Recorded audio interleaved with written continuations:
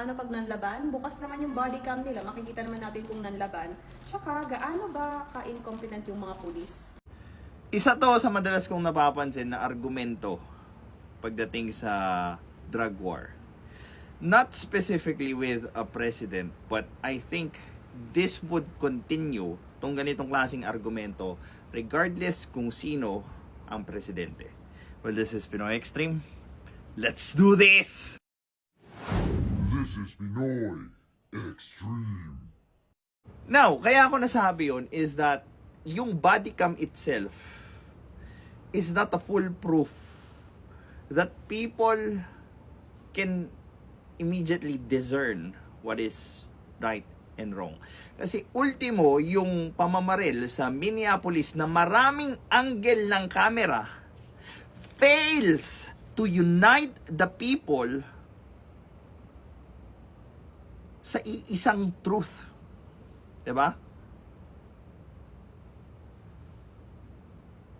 So,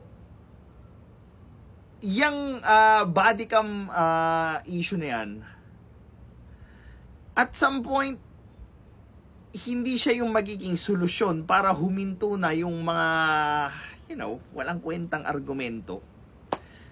Bagkus, magkakaroon lang sila ng bagong pag-aargumentuhan.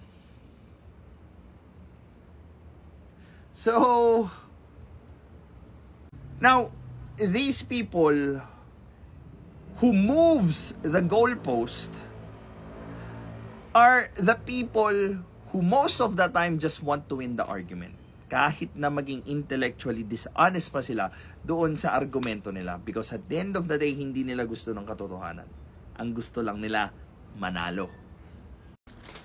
Addict versus police. Yung mga police, 4 years na nag-aral ng hand-to-hand combat. Pucha, ito yung mahirap kasi sa mga tao. Mga masa, di ba? Na makabayan ko, no? Na pro-poor ko, no?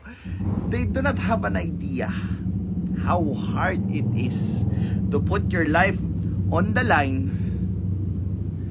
and knowing na isang saglit lang, segundo lang, pwede mong ikamatay. Usually, yung mga ganyang tao na pumapasok sa ganyang mundo, kalakaran, they are the people who are willing to do damage and sometimes who are willing to kill para lang ma-maintain nila yung ganong klaseng gawain. Now,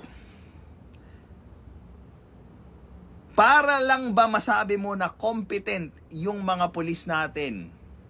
'Di ba? Pag ang ginawa pa nung nanlaban bumunot ng kutsilyo, gusto nyong gawin ng pulis mag Wing Chun siya para ma-disable yung yung nanlaban ng 'di ba? O sige, wag Wing Chun, baka pucha 10 years pa hindi pa nakagagraduate yung pulis. Ano na lang? Taser. Okay kayo, taser? Paano kung hindi kutsilyo? Paano kung baril? Anong gusto nyong Anong gusto nyong competent version na police na hahandle doon sa taong may baril? Ano ba? Kailangan ba, mala FPJ sa pag-disable ng baril? So, ang hirap kasing paliwanagan ng Pilipino ng kung ano yung realidad sa ideal na gusto nila. Yes, maganda na walang mapahamak both sa police and the addict or doon sa nanlaban, but how do you imagine that happening? And yung maiisip mo man lang ba, close man lang ba yan sa katotohanan? Diba? Tactics, strategy. Tapos pag nanlaban, ganun kaagad? Wala nang ibang plano? Ano ba dapat? Ano, magkakagibunshin ba yung pulis para malito yung kalaban? Sige, give me a tactic. 'Di ba? Mag-suggest ka naman, hindi yung nagrereklamo ka lang. Tapos wala ka namang ibibigay na alternative. 'Di ba?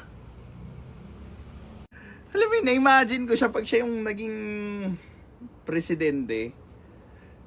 Pag may napatay yung mga pulis niyang adik or nanlaban, the very first thing that she would ask is, wala ka ba ibang strategy?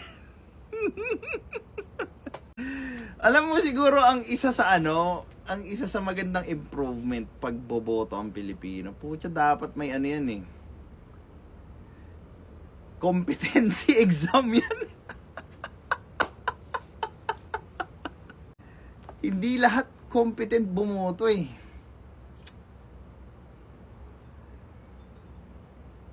Yun yung pangit sa demokrasya. Pag na-overwhelm ng mga mangmang yung mga matatalino, syempre, sino man nanalo? Of course, yung mga mangmang. Numbers game lang naman ng demokrasi. Ano ba? Ayusin nyo naman yung pag-iisip nyo. Parang tuloy, kapag nanlaban yung adik, talo na yung mga pulis. Kaya ganun na kaagad. Tapos patay yung body cam, di wala man lang lumabas na sa dami ng mga napas lang ng mga pulis, may lumabas ba sa balita, nakitang-kitang nanlaban yung mga adik? Alam mo, kahit naman may body cam yung mga yun eh. If katulad lang din ng kalagayan ng Amerika ngayon na kahit may video na, is pagpipilitan pa rin nila yung gusto nila. And they are going to give more ridiculous argument na sila lang rin naman yung naniniwala kasi nga, well, they're their own bubble. Anong silbi nung body cam? Diba? Well, this is Pinoy Extreme. Have a good day.